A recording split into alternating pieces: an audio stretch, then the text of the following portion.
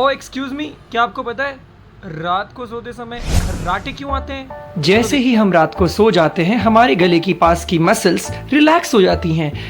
इसके रिलैक्सेशन के कारण एयर थ्रॉट से कम पास होता है, जिसके कारण एक वाइब्रेटरी फोर्स जनरेट होता है जो कि हमारे लिए एक स्नोरिंग साउंड क्रिएट करता है, जिसे हम खर्राटे भी कहते हैं। बहुत बार ये हमारे लिए डेंजरस हो सकता है क्योंकि इसके कारण हमें डिफिशियंसी ऑफ ऑक्सीजन भी फील हो सकता है।